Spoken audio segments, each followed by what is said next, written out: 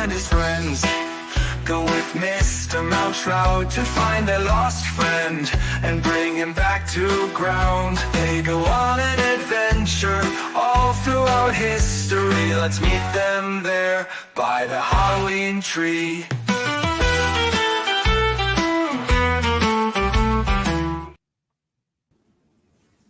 Hello, everybody.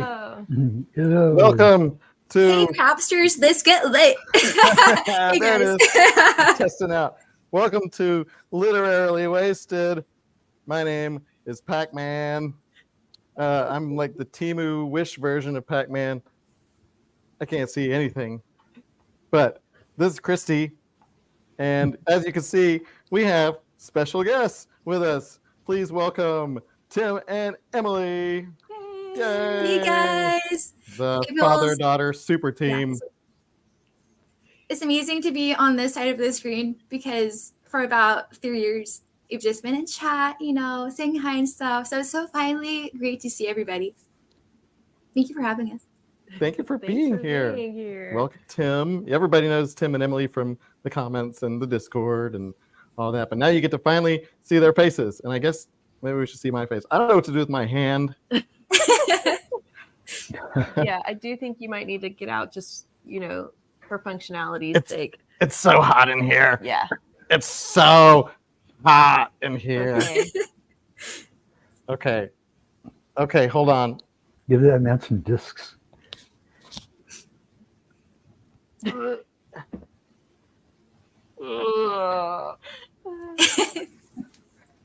My headphones. Oh, no. Okay. I'm back. Are we there? Okay. Oh, I can see again. Okay, who's here? Christy. We can do the song? You're going to do the song. Okay, I'll do the song. What song should I use? I don't know.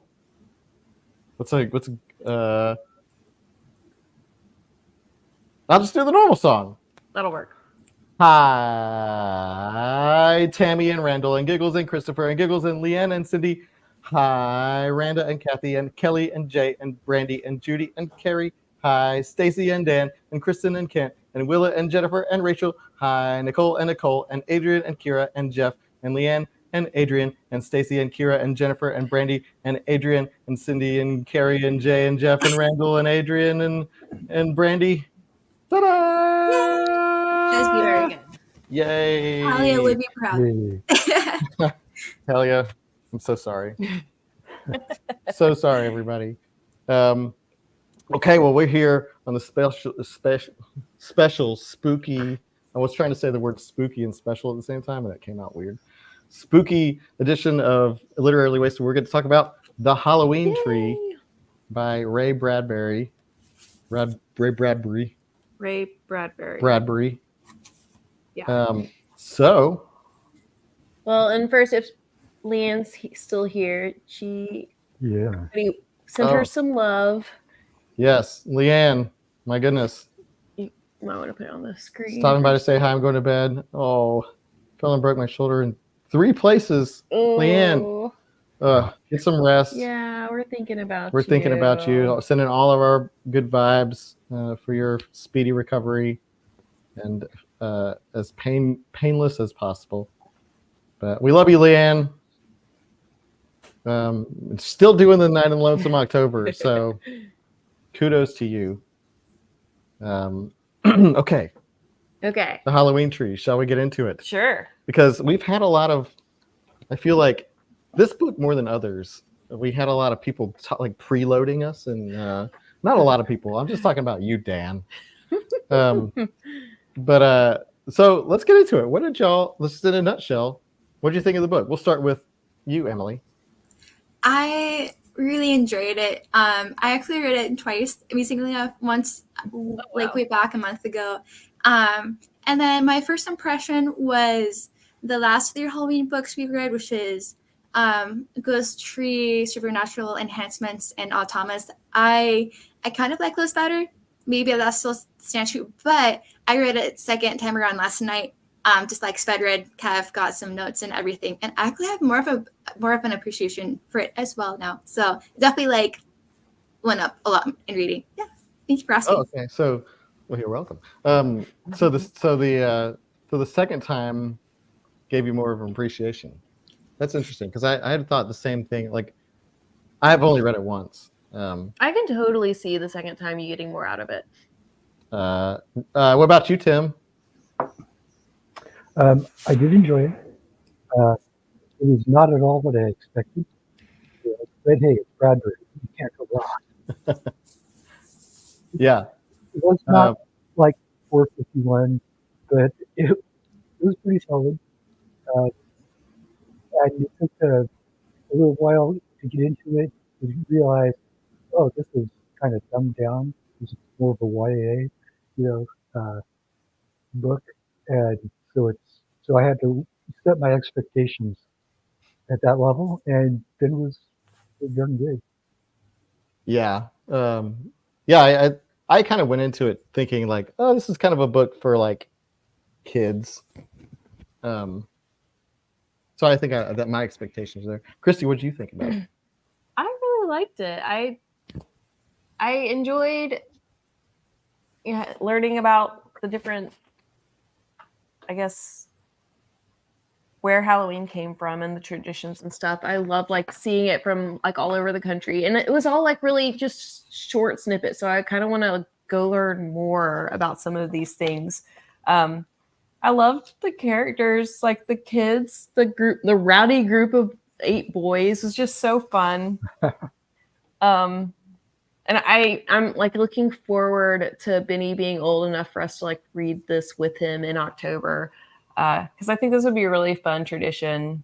And like because of this, we're thinking about going to the Day of the Dead festival that's on Saturday, which now I have more context for, which is kind of cool. Yeah. The only thing I knew about it was from Spectre, the James Bond movie. That's not true. That's not true. I knew about it, but I don't know how I feel about this book. Like it's complicated. Like I think I like it. You had some complaints though. I did have some complaints. I think I like it.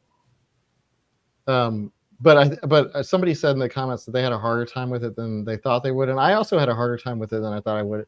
I am not used to Ray Bradbury. I mean, the only thing I've ever read by him was Something Wicked This Way Comes, and I liked it. But this book was nuts. It was like, it was kind of all over the place, and they're zooming from here to here, and everything is, and we can get into it a little bit, but I think that I liked it. I went into it with a like Dan's comments had sort of influenced my impression of the book, and he was saying that it's basically like going on that Epcot ride, the big baller ride, which was Dan, I think you undersold it. This was I was expecting kind of a dry history lesson, but this was not that. This was history kind of shrouded in like fantasy and whimsy. And I love the quest to save Pipkin, and I like the twist at the end where they had to like give up a year of their life to save him from like dying now, I guess, from appendicitis. Like, I don't know, I thought like he was able to teach us some stuff, and he wrapped it in like this really fun kind of dark way. Jeez, but the poetic style doesn't mean yes. So I I like to read fast, and I couldn't do that with this book. But yeah, I had to have to slow down. Found out that Ray wrote this book because his daughters got mad the Great Pumpkin never showed up at the end. Thanks, Charlie Brown. But yeah, the writing style. Mm-hmm. What y'all think of the writing style? I'm trying to find an example on my Kindle real quick. It took a while to get used to the writing style because it's not your typical Bradbury, and it seemed like some of it he was tripping over himself a little bit. Like it was, and that's one of the things I did not like about it. Actually, was that he would say, let's all go into the woods, and then we all went into the woods, and it's like you're repeating. But other than that, it was cool. I I appreciated it because I think I like Ray Bradbury's excuse me, Ray Bradbury's style. I'm also just appreciating this. What I'm assuming is a typo. This would have been something to read with my daughter when she was longer. Yeah. But like the writing style for me, like it was beautiful, it was poetic, but it was so metaphorical. Like he like speaks in metaphor almost entirely, and so like sometimes I'm like, just ground me, just ground me just for a minute, just so I can like kind of get my bearings, and then you can go back to describing things as if they were something else, or if there's some sort of like metaphorical comparison. Because I was just like, please Ray, this is beautiful, but like I need some context. I need some just like settle down for a second. Well, and you mentioned with the metaphors that like he might say that they're stampeding like hi Joe, like buffalo, and you don't know whether like they actually are or if he's just using that as a metaphor. Yeah, it's like are they actually buffalo, or are they just sounding like buffalo? Yeah. It's really funny that you also mentioned that to you at the very beginning. One of my favorite parts was, they're describing how amazing Joe Pipkin is. And the sentence that really gets me is, the day Joe Pipkin was born, all the Orange Crush Nihi soda bottles, sorry if I butchered that, and the world fizzled over it, and joyfully swarmed countryside to sting maiden ladies. I was like, what a description. Yeah, this guy sounds pretty awesome. Yeah, honestly, I was like, wow, does this happen often? No. It's a one-of-a-kind guy, this Pipkin. Too bad he got appendicitis. Yeah, unfortunately, poor Pipkin wasn't living his best life. No. He's getting put in sarcophagi, and yeah, poor Pipkin. We did not see the Pipkin that was described to us in the beginning. We saw they even said that like he just walked out of the house. He didn't bound out of the house. He didn't like fly out of the house. He just walked out, and like they were all horrified by that. So like while we didn't get to see the Pipkin, like I got a really good sense of what we were missing. The Pipkin. Well, Pipkin. Yeah, definitely. Kind of. By the end, though, I definitely was forming a tier list of, in my mind, of worst ways to die or to go out. So I'm just saying, yeah. Carrie says, I wish the rest of the boys had been developed a bit more. Same. Like, I feel like they were all kind of carbon copies of each other, to the point where, like, they...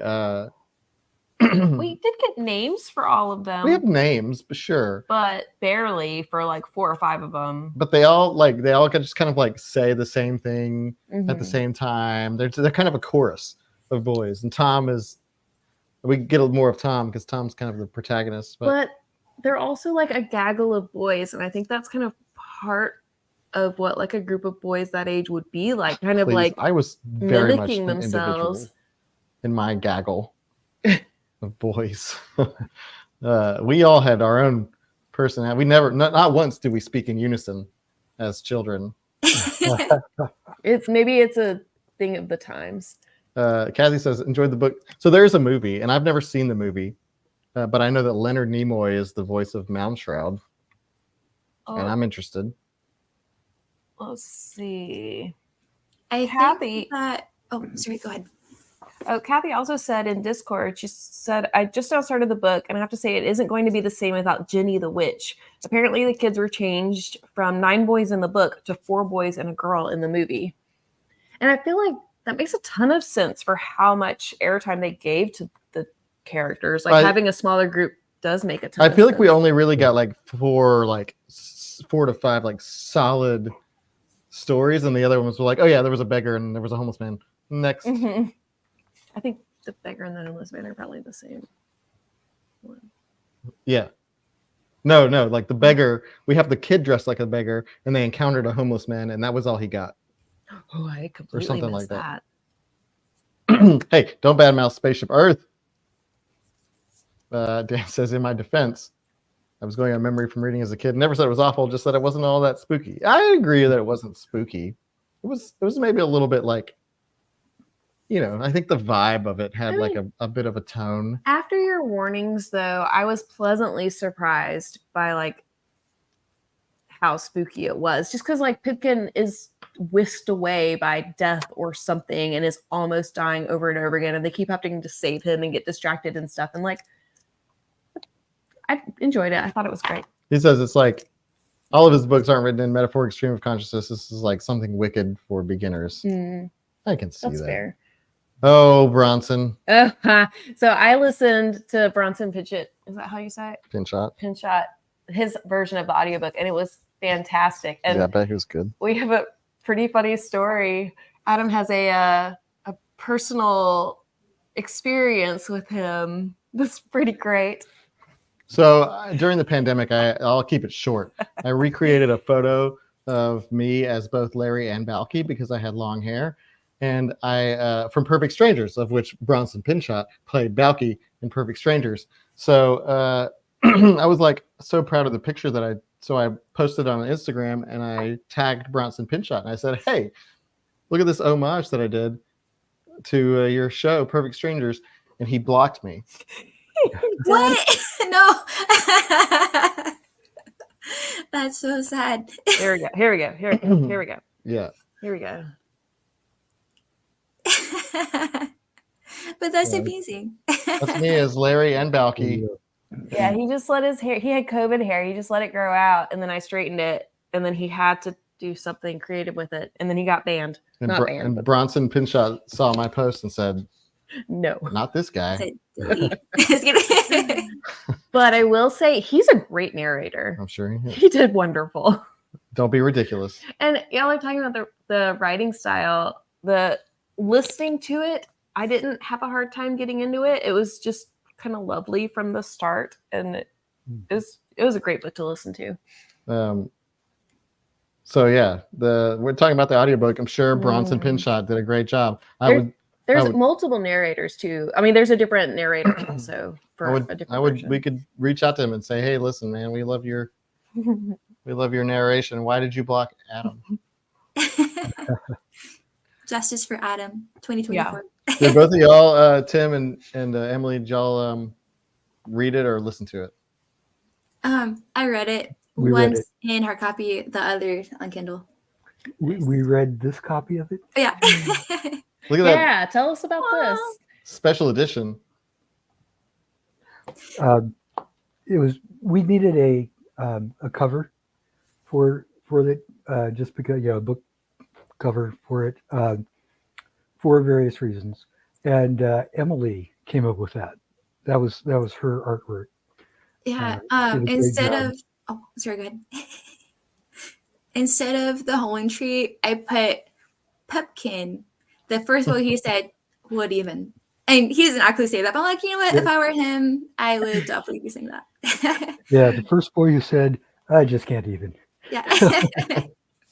He really did, though. Yeah. He came out and was like, listen, I'll join you guys. I knew that it was his appendix. Knew it all along. As one appendixless person to another. I feel you, Pipkin. Okay, so I guess we can kind of get into the story too. Yeah. So Pipkin is. Tell me if I'm getting this right. So Pipkin is dying of appendicitis, or he's about to. He's like he has it. He has He's it. ill. Yeah. And he makes the bad decision to go out on Halloween. He goes out on Halloween, and then we know that he gets swept up by the darkness. What is this? What is it? Are we trying to say that he's like on the verge of death? Yeah. That's how I read it. Like Pipkin is dying. He's about to die, or is dying, or has died. No, I think he's about to die, but I kind of got the impression it's because he like leaves his house and like isn't able to be cared for. How does he get to the hospital? So Pipkin gets swept up, but that's after they go to the Halloween tree, right? Yes. Because Pipkin tells them to meet there. Pipkin's gonna get his costume on and he's gonna meet them at the haunted house. Yes, where the tree is. Yes. So they get there, then they do the tree thing. Then Pipkin shows up. Yeah. But then he gets swept up by the darkness, and Moundshroud's like, if you want to save him, You must learn about Halloween. Right? I don't remember if he Yeah. says that. It's more like, let's go find him and learn about Halloween. So then they go on this adventure through time and space, Yes. mostly time. Mostly time.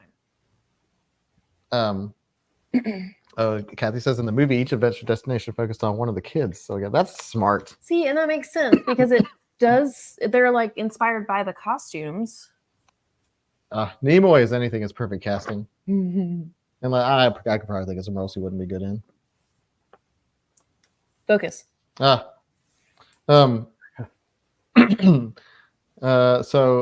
then they get whisked away on this adventure, and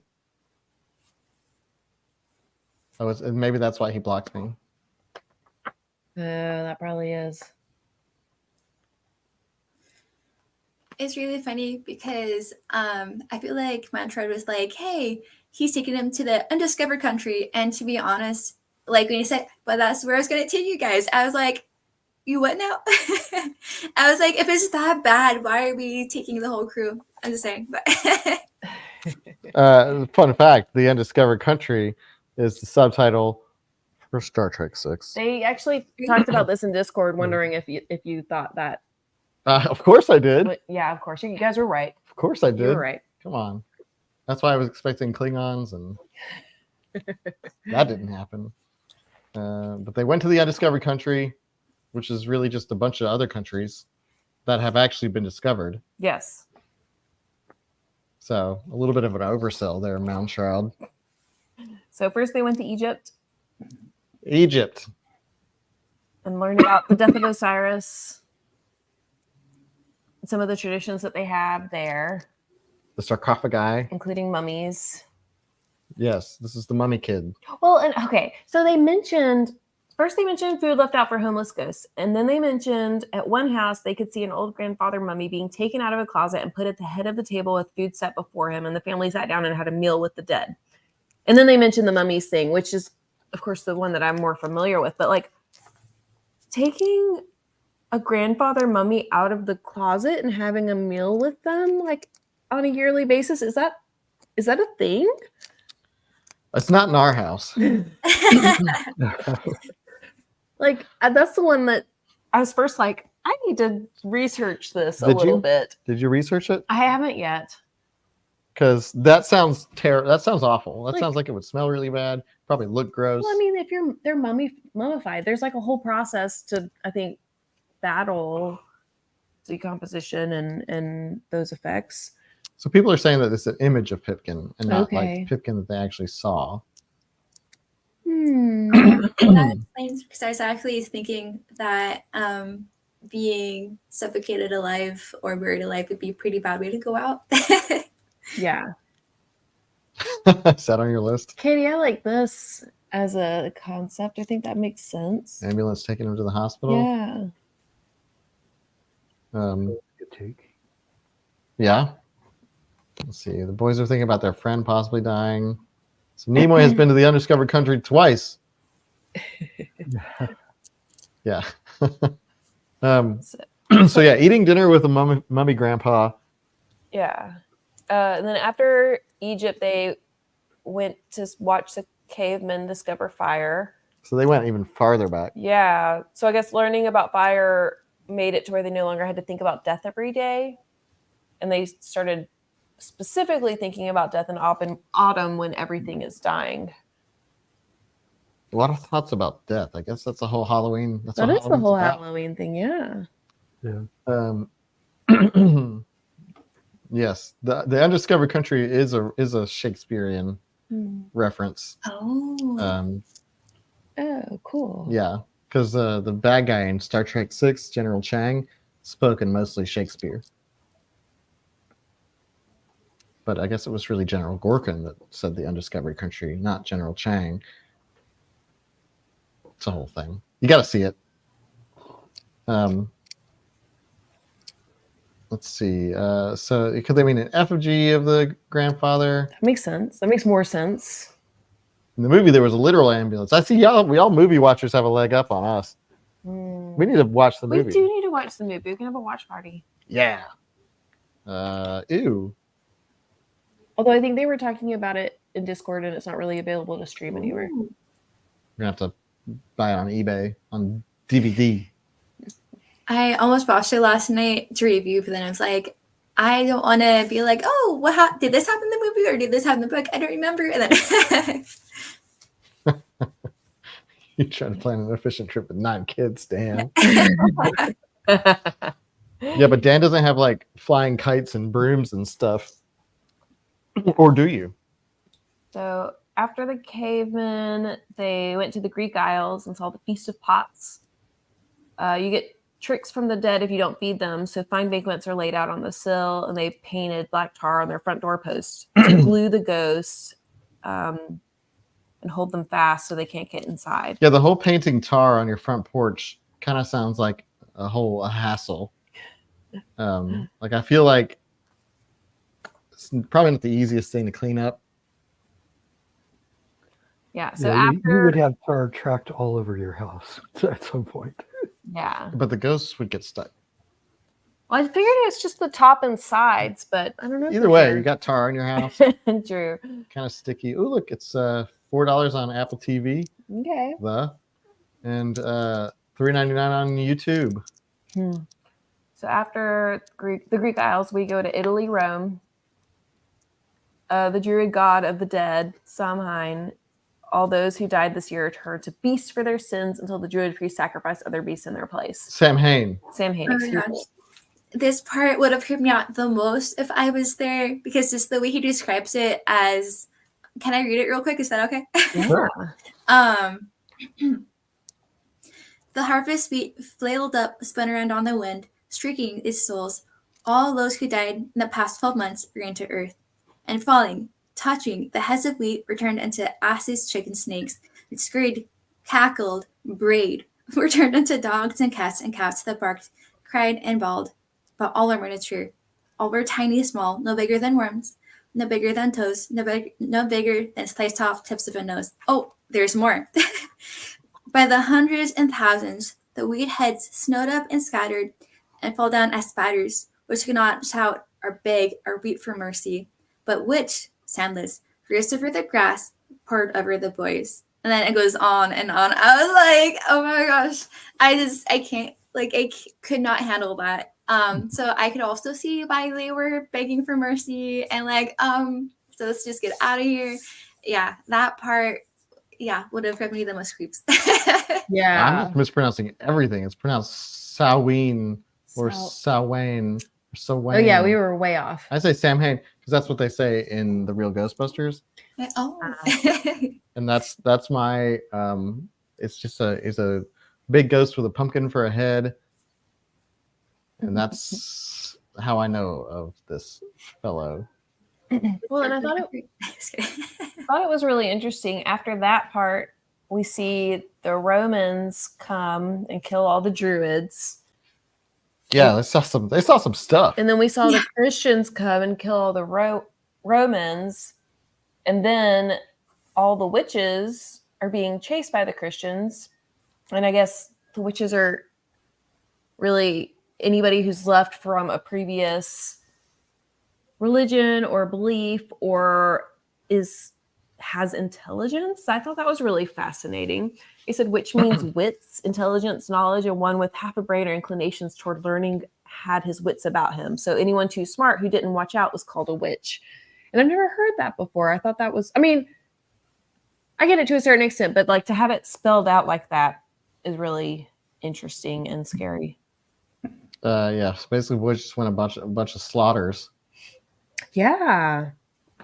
But all that there were things I couldn't even comprehend, like all of the animals and this giant thing scything the grain, the wheat. Yeah, grain. The wheat to turn it into the souls of the dead from the year and then turn them into beasts. Yeah. And it was bye. See you soon. Sorry. Uh-oh. Be okay. That's it. Just kidding. Baby's crying.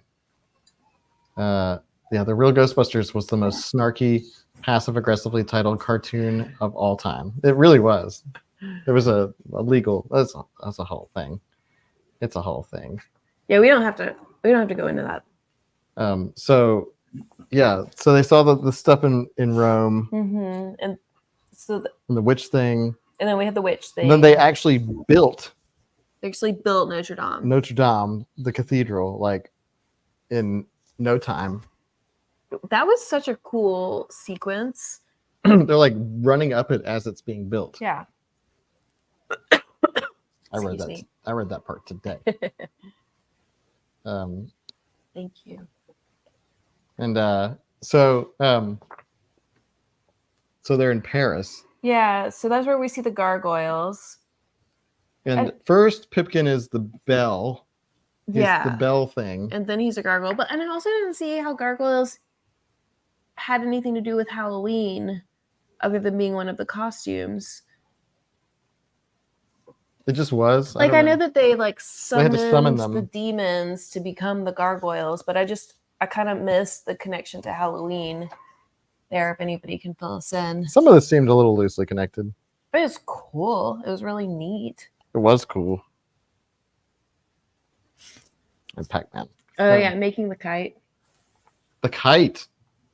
That was early. That was like That was before like one of the Egypt. first things. Yeah. Dan, don't. I don't know. I'm Pac-Man.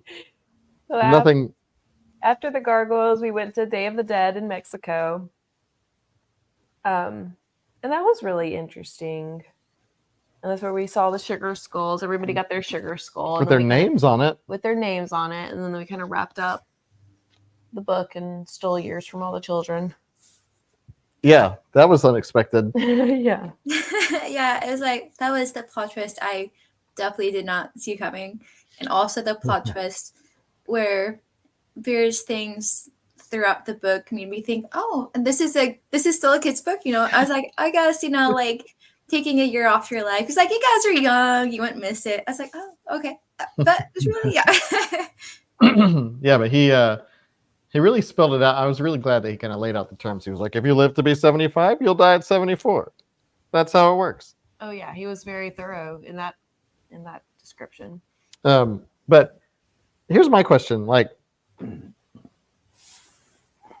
was this necessary? What? Oh, any of them? Yeah.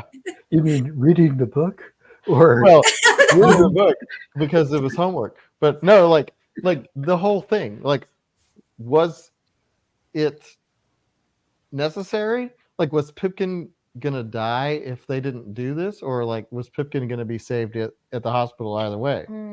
It's And true. like this Mr. Moundstroud just kidnapped these kids and was like, now I'm gonna take a year off all your lives.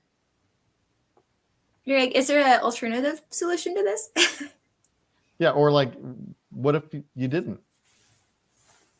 Like, What if they're like, nah, like we're good, keep the year. because I feel like that's not really a Halloween thing, you know, giving up a year of your life or whatever. That wasn't mentioned anywhere in the past. So like, this is what I'm thinking. It's like, okay, so we went on this journey, and he's like, all right, now you must pay the price to save your friend. Like, did you create this situation? It's this. Jennifer got it. It's an exploration of thinking about death. I mean, Yes. for them to all be so close to death and be learning about death from all these cultures, and then like having the idea that one of their peers could be dying, like I think that's it. Like making a pack of 11-year-olds like aware of death. Okay. I feel like, yeah, I get that. Kids don't fully understand the concept of death. Well, I guess they do now after they've seen it. I think you could still argue that they're still just a pack of boys. Like they still might not really comprehend it. Would you have listened to just a story about Halloween came to be at that age? Maybe. I mean, if it was that cool and you got to go on like flying kites and brooms and stuff, sure. First question. Do you have the authority to trade days of life? Or like the ability? So And Alex says, I'm a bad friend because my friend was like, I'm sick, I can't come. It would have been like, well, sucks for you. yeah. So Katie asked, did the boys really have a choice at the end? I enjoyed the book, but that thought popped into my head as soon as Miles Shroud told the boys what they needed to do. It seems like it seemed like he was giving them a choice. It just didn't seem like a good one. Yeah. Like if Pipkin's life depended on it. Yeah, like if you're 11 and they're like, one of your peers, your good friends will die if you don't give 1 year of your life from not just your good friend, like the best boy, right? The cool kid. Like they have no understanding to be able to like make that decision. But I think it's also no decision at all. Like I don't think they had a choice really. Dan said once one of them said yes, I'd say the rest of them didn't have much choice. Ah, crap, Tom. You're always doing stuff like this. Yeah. Like, well, actually, no. Yeah, what if you're that one kid that's like, actually, I'd like to that year, please? Well, and Kent asked, does this generation have the same dedication towards close friends? Would you give a year at the end of your life so that your friend would live? Would you be dedicated like that to your closest friends? Do I get to choose how I die? Because if it's anything that Pipkin went through, just kidding. Yeah, maybe not the sarcophagus thing. Yeah. Yeah, please, no. See, it seems like the movie really. Yeah, y'all are really making me want to really watch stepped it up here. Oh, and Willa has a great question. Did he only get as many years as they gave up, which would be 8? Oh man, that sucks. Ooh. Yeah, that's a Good great question. question. I would hope no. This is what I was thinking. Is that imagine I was just like Oh, and Kathy, I don't think you're spoiling anything. Like it sounds like it was super similar to the book, Yeah. but different enough to where I think we would all enjoy it. So let's talk about the boys for a second. Because like in the way that they are written and the way that they like act and behave, I really thought that this book was written in like 1952. And like because like these were all basically like Leave It to Beavers for me. Like they're all like, gee golly, and like, you know, like like Ray Bradbury, have you been around children? And it was whimsical, but there was almost something like metaphorical about like the kids themselves, or just like something not quite real about even like the real stuff. And maybe it's just the way Ray Bradbury writes in such a poetic way. But ooh, it's so true though. I work at a preschool, and I try to imagine any of the kids I work with saying any of what their dialogue was, and it's pretty comical. I was like, oh really? Yeah, I bet. Oh golly. Yeah, my favorite part of the movie is a number of times one kid randomly shouts, gosh, golly. My favorite line I stumbled upon today when I was looking back at the ebook, it was, so much was going on that Tom said, my gosh, so much is going on. Oh yeah. Yeah. That was a good line. Let's see. He definitely didn't write dialogue the way boys really talk. Or cry yay.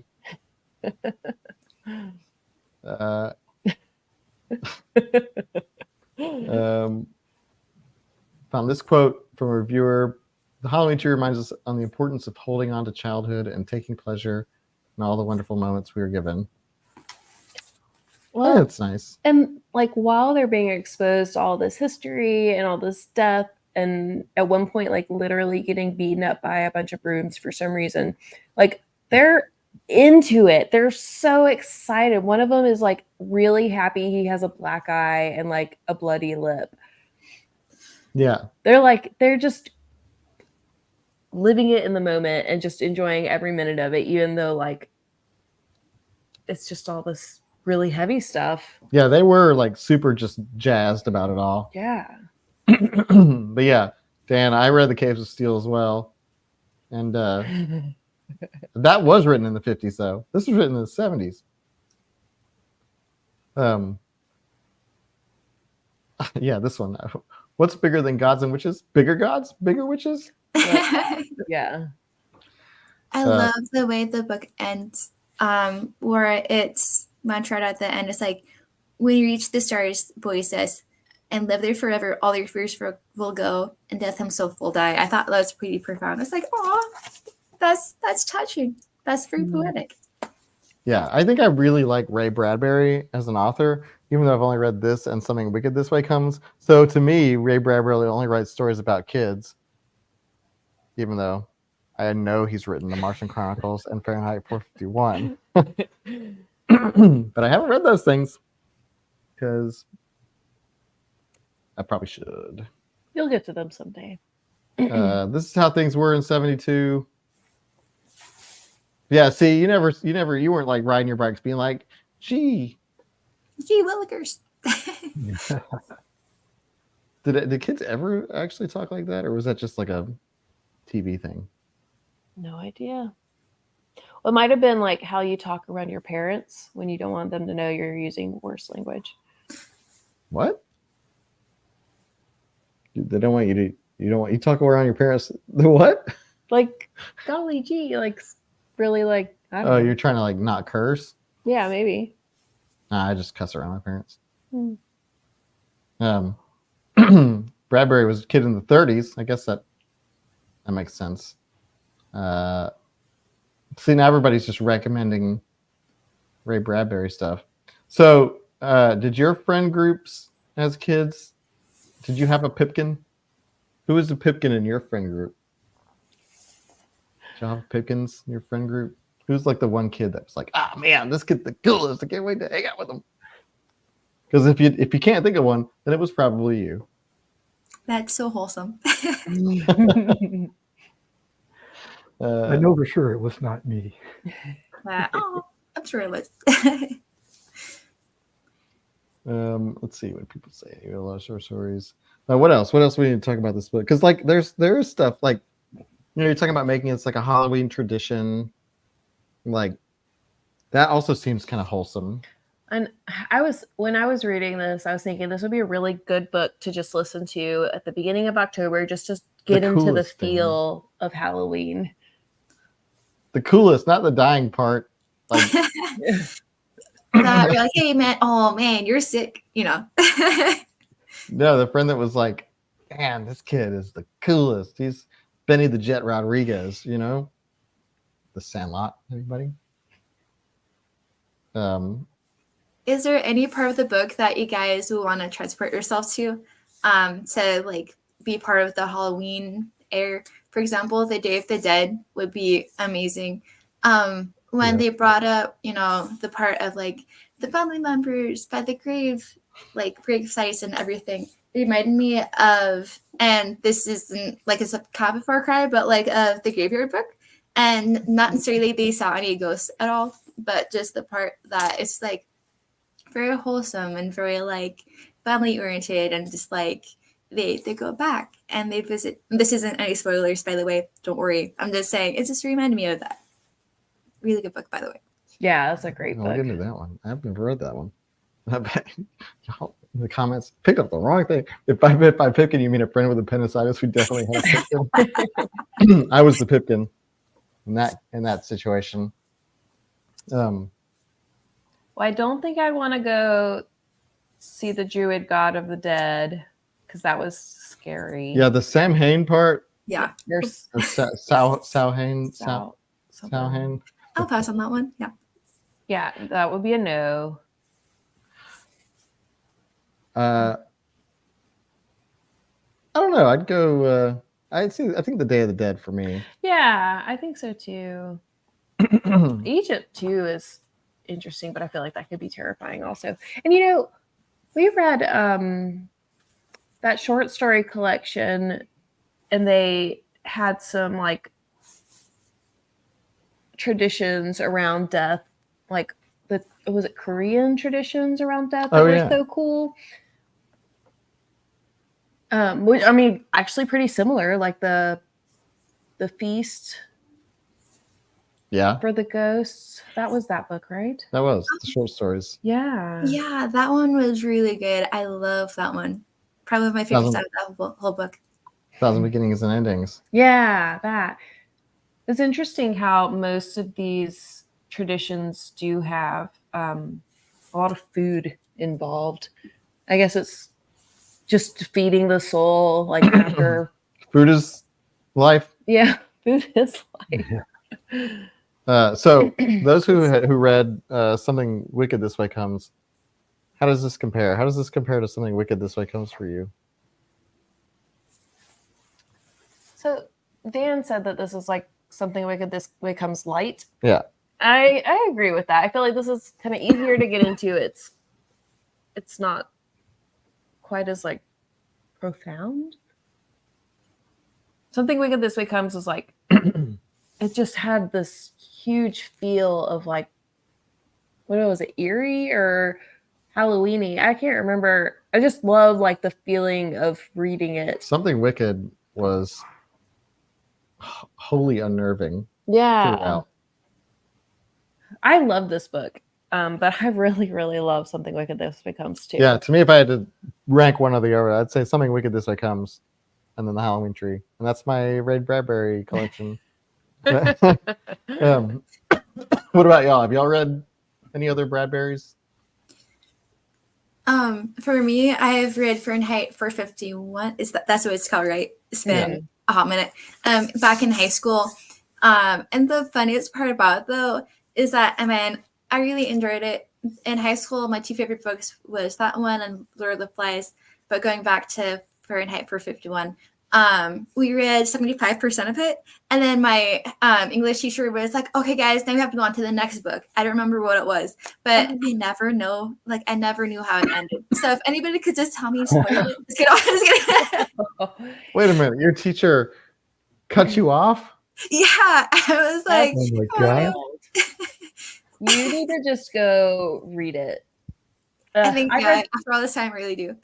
I've read Fahrenheit 451 and it's really, really good. I didn't read it for school. I read it like in the last 5 or 6 years and it was fantastic. It really is. I just love the whole concept of it. It was He's a fantastic. great author. I love Girl, that one. we need to go out for dinner, and I will tell you about 451. Okay, let's do it. That's crazy. The teacher just cut y'all off like Yeah. It's like, all right, on to the next. It's like, 3/4 of okay. the way through it. It's like a book sin or whatever it's called. Yeah. Man, it's like lightning round. Wow. Carrie cosplayed as a Fahrenheit 451 firefighter at DragonCon. Oh, that's Oh, cool. wow. Kira says, this is my top Bradbury book.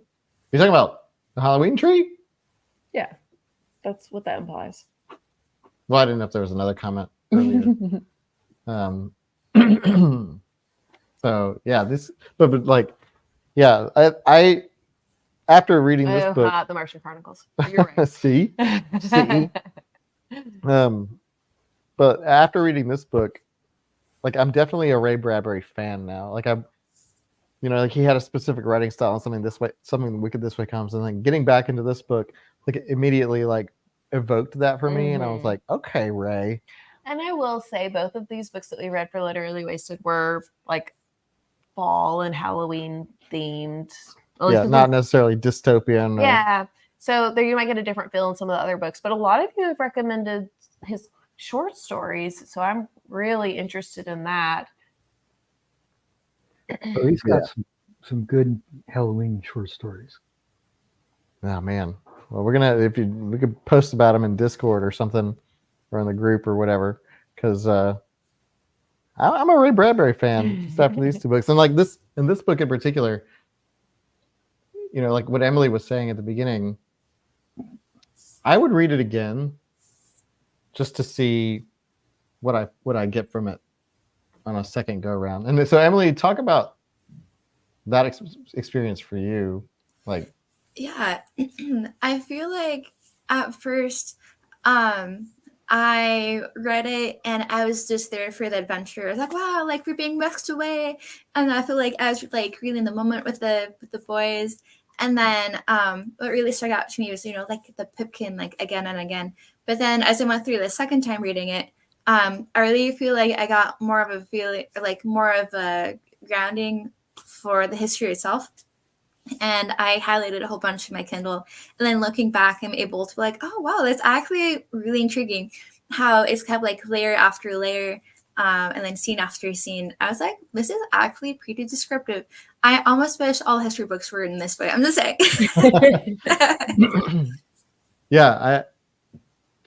Yeah, if Ray Bradbury had written all my history books, I probably would have been I'd be so happy.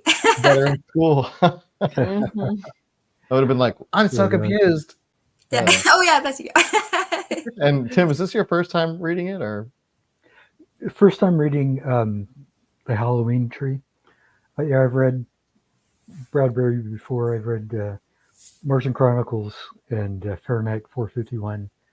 Several of his short stories.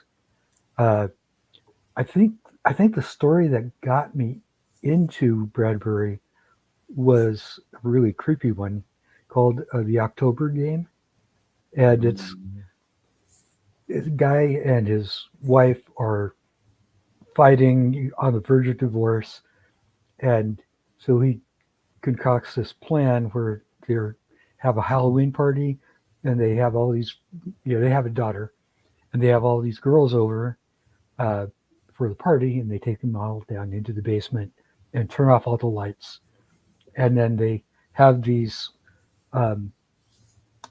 dishes prepared that they pass around, usually like grapes for eyeballs and spaghetti for brains and all this various stuff, and the story ends with, and then somebody turned on the lights. Oh no! Yeah. Oh So no! he has dismembered his daughter just to spite his wife. Yikes. That sounds like that one kind of one like stuck with me. that's like an Edgar Allan Poe style. Like, My Yeah, goodness. seriously. ooh, I'm so then you're glad like, that you never I'm let into me that. see You're like, I'm into this. Let's read more. In reading this one, I also did a little research into Bradbury and discovered that he's the guy that coined the term the butterfly effect. It was one of his short stories, which I also read and I really liked. But yes, this guy goes back on an expedition back in time to the dinosaurs, and the whole concept is you got to stay on the path. Do not step off the path. Well, they get attacked by a dinosaur. He has to get off the path. Goes back to his time machine. Comes back to his present day, and everything has changed. And it's because he stepped on a butterfly, and and then some 8 or 9 years later, that whole concept was used by a famous meteorologist, to say that the flapping of the butterfly's wings, on one side of the earth affects the climate on the other side of the earth. But it was Bradbury who did it first. Right? Doing all sorts of fun stuff. The butterfly effect. That's a fun concept to play with. You're talking about the story of not stepping off the path, and it reminded me of the hike. The hike, yeah, totally. I like the hike. I'll defend the hike. You can like what you like. I do like what I like.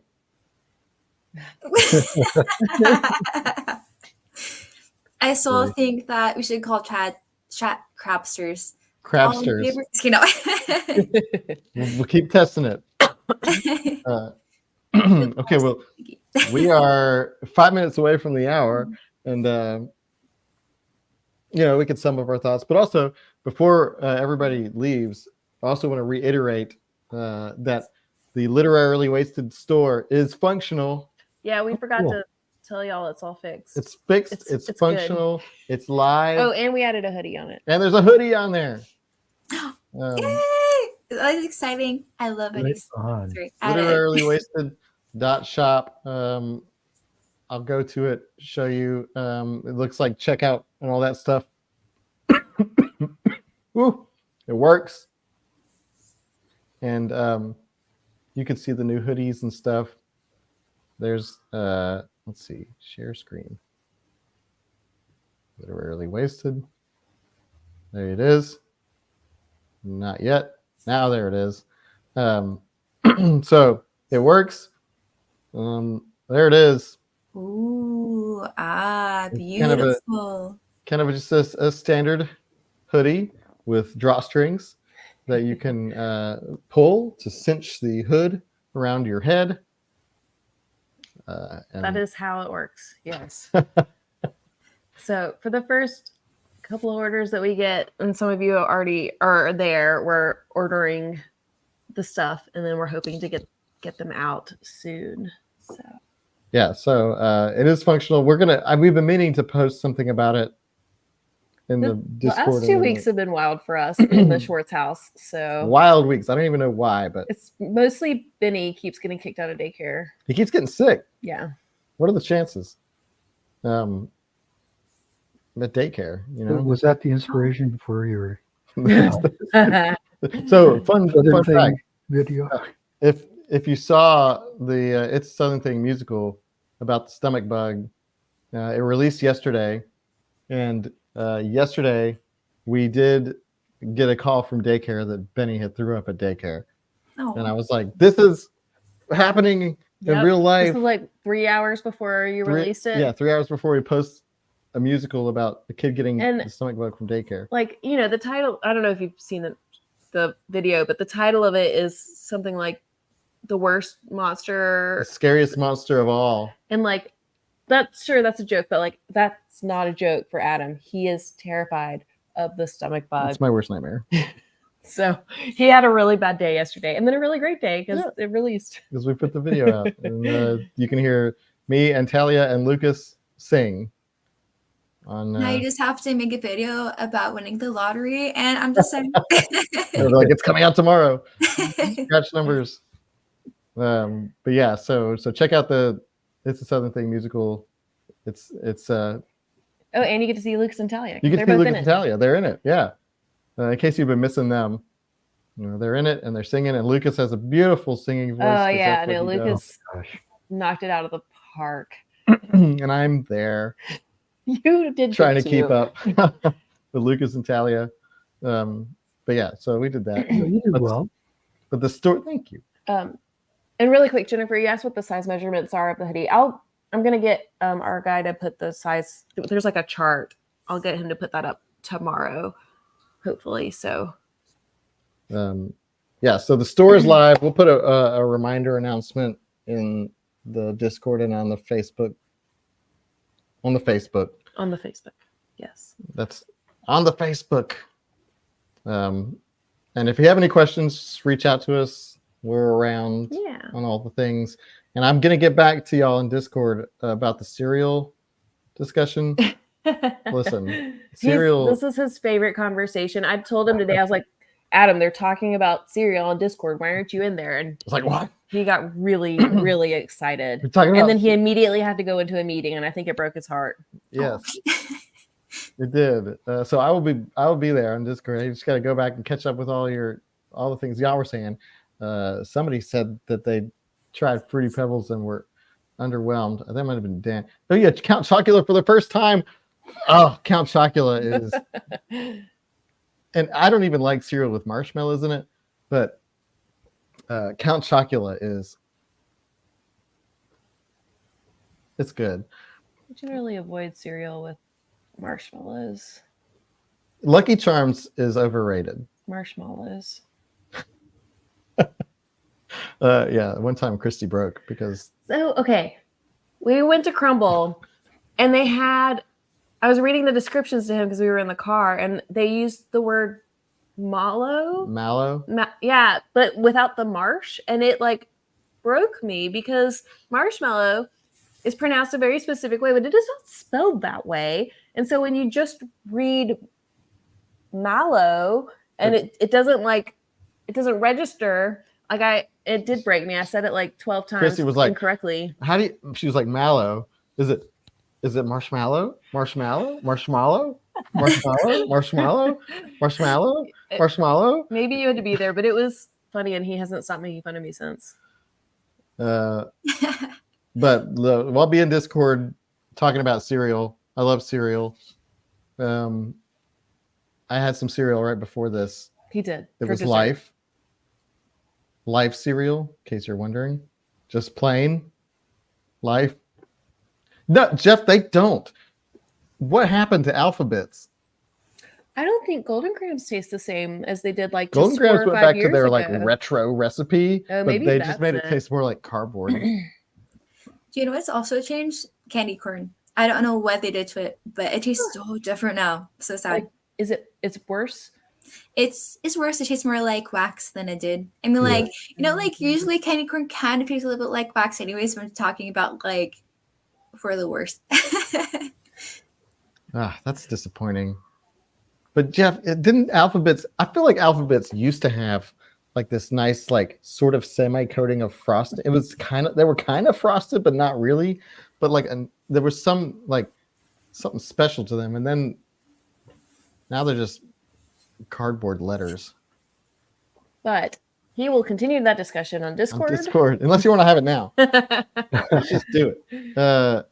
But anyway, we'll call it. But this is fun and special big thanks to Tim and Emily for joining us today. It was such a pleasure having you here, and it was so wonderful for everybody to get to see your faces. And we hope you'll be back. Thank you for having us. It's been great. Okay, well, we will be on Discord. We will be around. Stay tuned. Next month, we were reading Dragonflight. Oh, yeah, Dragonflight. I have it. Dragonflight and McCaffrey. This is the first in the series. And careful if you listen to the audiobook because there's audiobook versions available at my library, but they're all abridged. Oh, no. So that's not going to work for me. I mean, it could work for you, but just know that you need to check that if you're listening to the audiobook. So Dragonflight for November. It's going to be awesome. And we also just called the poll for December, which is 8 million genies. 8 billion genies. Yeah. Sorry, I lost count there. 8 billion genies. So Dragonflight November, 8 billion genies in December. It's going to be a good time. Literally wasted. Thanks, Tim and Emily, for being here so much. Thanks, And guys. we'll see you next time. Bye.